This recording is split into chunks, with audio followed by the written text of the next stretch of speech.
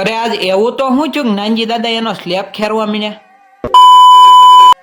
તો હવડાયરા રામ રામ ને જય માતાજી. આપણે હવારમાં આવી જતા વાડીએ અને વાડીએથી આપણે લઈ જવાના હતા મજૂર અને આપણે પેલા મરચીમાં ને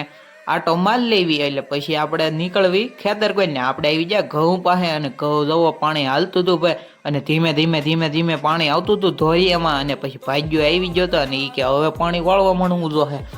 એટલે ખપાળે લઈને આવી ગયો હતો. અને પછી જોવા ગલુડિયા કરતા હતા રમત હો ભાઈ અને જોવો ટાઈડના રમતિયું કરતા હતા.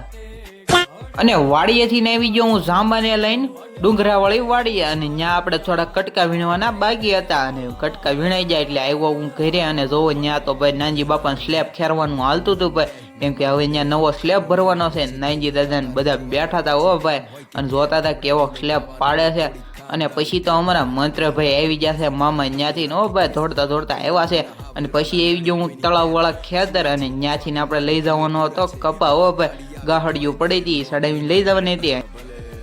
અને જેવો જ હું કપા ઠલવીને ઘેરે આવ્યો ને ત્યાં તો જવો અહીંયા આખા રીંગણાનો પ્રોગ્રામ હતો ને મારા પપ્પાને રાગા ભગત બે ફોલતા હતા ભાઈ રીંગણા અને જો રાગા ભગત શાક બનાવવાના હતા એટલે જો એ તળતા હતા રીંગણા અને એક બાજુ બાજરાના રોટલા સડતા હતા ભાઈ અને રાગા ભગતે જવો હવે વઘાર નાખવાનું ચાલુ કરી દીધું છે અને જવો પછી વઘાર આવી ગયો છે અને પછી જવો બધી ગ્રેવીઓ નાખવા મળે છે ને શાક બોલવા મળ્યું છે તડ તડ તડ તડ તડ તડ તડ અને પછી બધા અતિથિઓને જમવા બેસી દીધા છે ને બધા જમાવટથી જમતા હતા. આવજો રામે રામ.